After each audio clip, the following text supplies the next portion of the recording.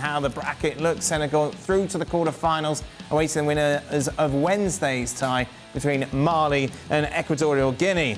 Let's welcome to the show more on this, shall we? Nadim Manua joins us, as does Colin Udo. Colin, Senegal get it done, not particularly impressive, and of course all the news really about Sadio Mané. Oh yeah, certainly. I mean, Senegal haven't been particularly impressive at this tournament, and to be honest, it's doubtful if they would have got through with 11 men on the field. So good luck to them. I hope they do much better, but they don't look like a team that can go much further. But speaking of Sadio Mané, I understand from over there that he's in some sort of concussion protocol, and he will be under observation for the next 48 hours before he will be cleared to do anything else. But the question that needs to be asked is, why was he even allowed to continue after a clash of heads? He should have been taken right off, put into concussion protocol, and monitored. I mean, that he was even on the field to score that goal was a travesty.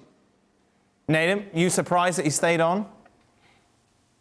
Yeah, I was very, very surprised. And when you look back at the video, you can tell he was out, in my opinion, from the way that he fell. He basically landed and crumpled on the floor, head smashed off the ground. And it was crazy to see him carry on. But I think in some ways, I think that shows one of the flaws within the system. I think we were so keen, especially with the bigger players, asking them, are you okay? And they're going to say yes, but the reality is they're probably not. And I think you need to take better care of them, because you never know about the long-term effects of this.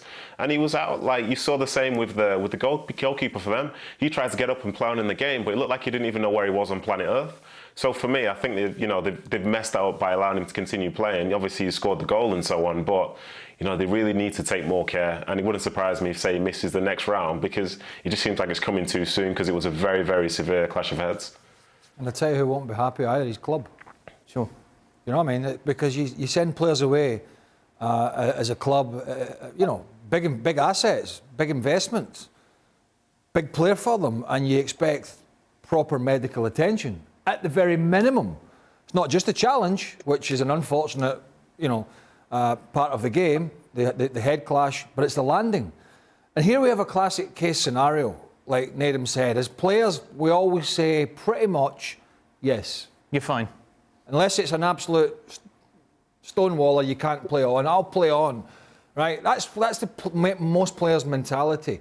But here we have a scenario, it seems, where the medical staff have more of an interest in the result than the actual welfare of the player. Knockout stages, African Cup of Nations, big tournament, big player. Let's get him back out there. This kind of decision has to be taken out of players' hands. And as Nadim was saying, this is put the protocol back, certainly in this tournament, by making this decision, because that was a bad head knock to play on. Thank you very much for watching ESPN FC on YouTube. For more highlights, analysis and exclusive content, be sure to subscribe.